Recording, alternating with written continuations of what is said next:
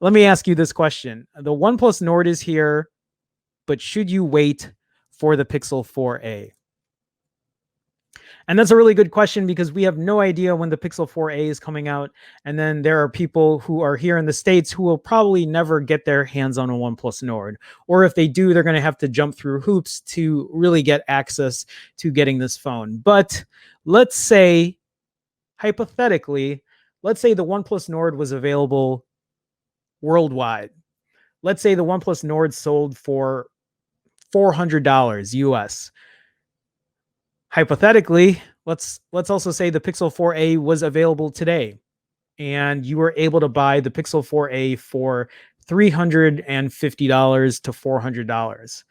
Which one would you pick if you had to pick one? As it is today, from what you know about the OnePlus Nord and what could possibly be the Pixel 4a, is there one that you would pick right off the bat? Is there something that you know that you would automatically pick? I honestly think I might pick the Nord over the Pixel 4a. But if I had to pick the OnePlus Nord over the Pixel 4a 5G, if you're not familiar with that, the Pixel 4a 5G is supposedly a bigger version of the Pixel 4a, but with an even stronger chipset. So instead of the Snapdragon 730, it's a Snapdragon 765.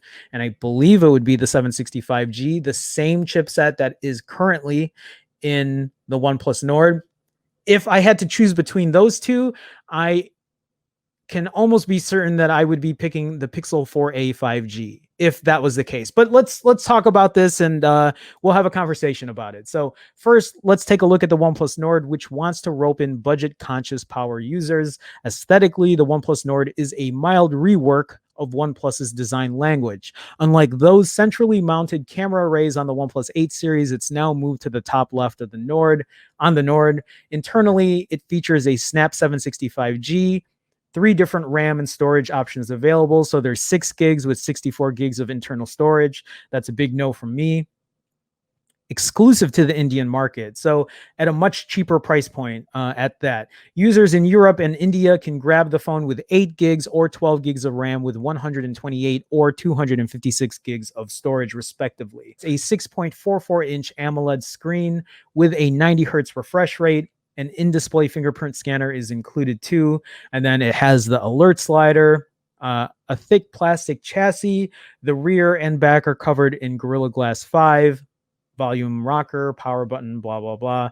It doesn't have a 3.5mm headphone jack. So in terms of the Pixel 4a, it will have a slower chipset, right? A Snapdragon 730. I'm pretty sure the build quality is going to be nowhere close to what the OnePlus Nord has. So that's a big plus for the OnePlus Nord. There have been suggestions. Oh, there we go. A Pixel 4a 5G variant may be in the works, which could feature more RAM and the same Snap 765G as the Nord. While RAM figures of 6 gigs have also been mentioned for possible Pixel devices, the 3A launched with 4 gigs of RAM. If you're looking for a device that'll provide the best multitasking experience, the Nord might be a better bet. Storage could be the source of the Pixel 4a's biggest performance jump. Google may trade the steady eMMC it used in the 3A for the faster UFS 2.1 in the Pixel 4a. Finally, let's talk about those system updates. As a Pixel, the 4a will be among the first devices to receive key software updates and direct support from its creator, including new versions of Android and features exclusive to Pixels. I believe we all know this. I mean, the rumor is the Pixel 4a might be pricing at $350 US, which I think is an excellent price if it comes in at 6 gigs of RAM with 128 gigs of internal storage. Whatever that Pixel 4a 5G might be, the one with the Snapdragon 765G chipset, the one with more RAM, has yet to be seen what that would even price at, if it's even coming. On paper, though, the Nord seems like the obvious choice. It packs a faster chipset, more RAM, storage, a bigger battery, larger display, and more cameras than we expect to see from its competitor. And again, that's kind of why I am leaning towards buying the Nord if I had to pick one over the 4a. Again, if this conversation was talking about the Pixel 4a 5G, the one with the better chipset, the one with the larger display, the one with the bigger battery, that I feel like I would pick that over the OnePlus Nord. If you're a patient human who loves snapping star trails or waiting for Google phones to launch, you may just want to hold out for the Pixel 4a. With it, you'll get a clean, swift Pixel software experience with support directly from Google. There's also the promise of a more refined imaging experience despite the fewer sensors. You may have to settle for longer processing times and worse performance if you're a gamer, but if you're big on capturing moments with your smartphone, the Pixel 4a is probably the no-brainer choice here. There's also the wild card that is the Pixel 4a 5G. Will it launch with better hardware than the standard edition? That remains to be seen. And really, that's the question: is how patient are you?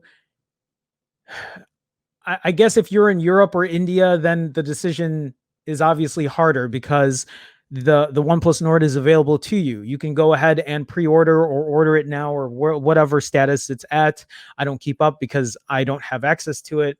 But if you're here in the States, you really don't have a choice unless you do want to jump through those hoops, unless you want to get some, like find a way to get it imported over, which I think would be pretty hard at this point, just because it's probably very high in demand. And the only reason I say that I would pick the Nord over the Pixel 4a is because of the better build quality, the better performance, the better battery, the display. And the only thing that I think that it would hinder on is the camera. But if the camera is, well, the camera and the software experience. So if the camera and the software experience are your priorities, which in a way it could be for me, I think it really depends on how good the camera is on the OnePlus Nord.